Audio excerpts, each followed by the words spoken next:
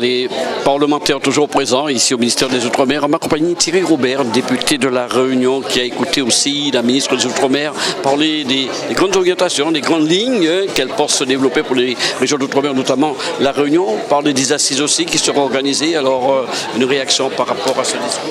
Écoutez, je crois qu'après le congrès avec le président de la République, après discours de politique générale avec le Premier ministre, aujourd'hui la ministre de l'Outre-mer qui donne en quelque sorte les détails de son avancée prochainement sur le déroulement donc de ce qu'elle va déployer comme moyen pour les Outre-mer. Je pense que les engagements sont tenus. Ça, pour moi, c'est quelque chose d'essentiel. C'est tellement rare d'avoir des élus qui respectent la parole donnée. Le président de la République a énoncé des promesses, a énoncé une volonté forte de créer cette vraie égalité entre les territoires et puis l'égalité en fonction des spécificités des Outre-mer. Je crois qu'aujourd'hui, on est sur la bonne voie.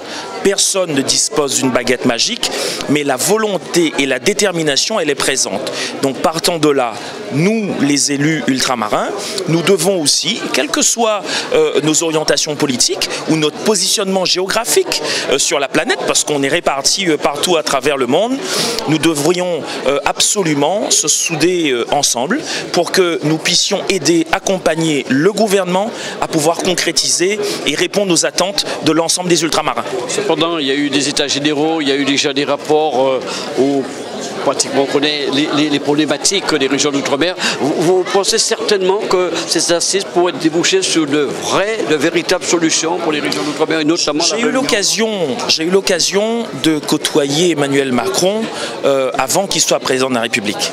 J'ai constaté que c'est quelqu'un qui aime les Outre-mer. Et si on veut véritablement avoir une écoute, il faut d'abord avoir un président ou des élus qui aiment l'outre-mer. C'est le cas aujourd'hui.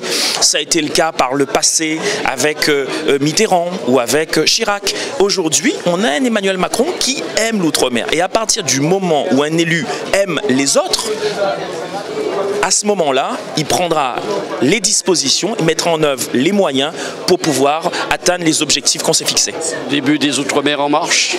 Alors, je ne sais pas si c'est ce jeu de mots-là qu'il faut employer. En tout cas, il y a aujourd'hui un vrai désaccord, en tout cas un vrai désamour entre la population et les politiques. C'est notre dernière chance de pouvoir redonner confiance à la population des ultramarins. Donc partant de là, il va falloir absolument que nous, les élus, le président de la République, l'ensemble de son gouvernement puissent réussir ce combat qui est à mener aujourd'hui.